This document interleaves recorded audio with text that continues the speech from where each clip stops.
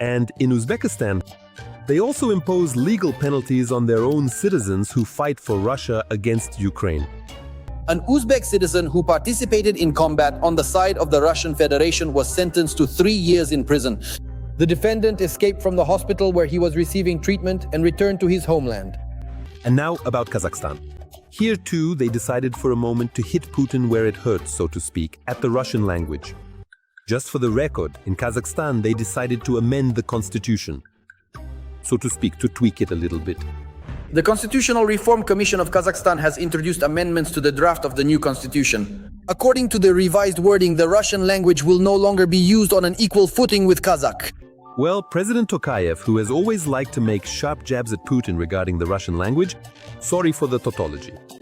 Kassym-Jomart would suddenly force seasoned Russian diplomats to look for headphones with simultaneous translation. Dear colleagues, first of all, dear Vladimir Vladimirovich, I would like to express my gratitude. Today you have arrived in Kazakhstan on an official visit, having accepted my invitation.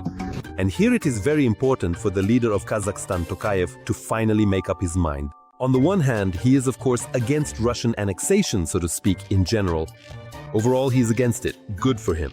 It has been calculated that if the right of nations to self-determination were actually realized everywhere on the globe, then, instead of the 193 individual states that are presently recognized as official members of the United Nations, there would be a staggering total of well over 500 or 600 states scattered across the entire surface of the earth.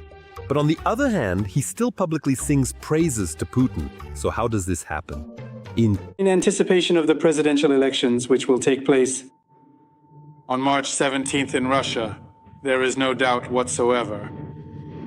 As for the final result, of course, there is none, because under your authoritative leadership, Russia is achieving significant, impressive successes.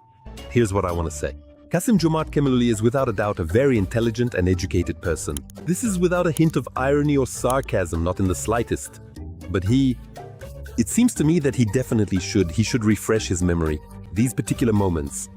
Previously, under the cover of the CSTO, the Kremlin had already sent troops into Kazakhstan to suppress the January 2022 protests in major cities. At that time, Russian occupiers killed hundreds and wounded thousands of Kazakhs.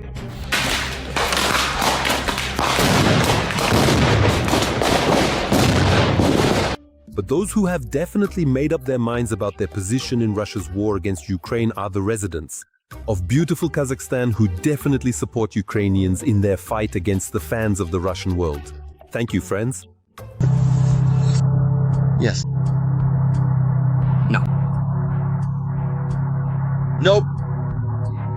Wait, what? No. What was that again? Why a shelter? Me. I am actually quite curious about this. And also, friends, Putin has been abandoned. Just think about it. Even India, the main donor to Russia's oil industry, is now friends with Washington, not Moscow. As Gorbachev used to say, that's the reality.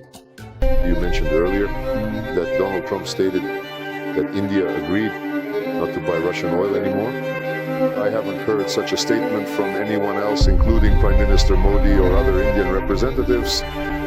Oh, Lavrov, you should just keep quiet. They say you're not just a washed-up pilot anymore, but a complete political corpse. Lavrov is once again facing the threat of resignation. He's being blamed for huge losses at the front that could have been avoided. But even General Glasgorulev commented on how India ditched Russia, supposedly a tough military commander. Russia should impose sanctions against India. That's my opinion. A continuation of my thoughts from yesterday. About India's refusal of our oil, it's time for us to stop these Eastern dances. I urge the government to immediately impose reciprocal sanctions against India. Respect, but I'll say it again. Putin's Russia really isn't an empire or even a proper state. 404.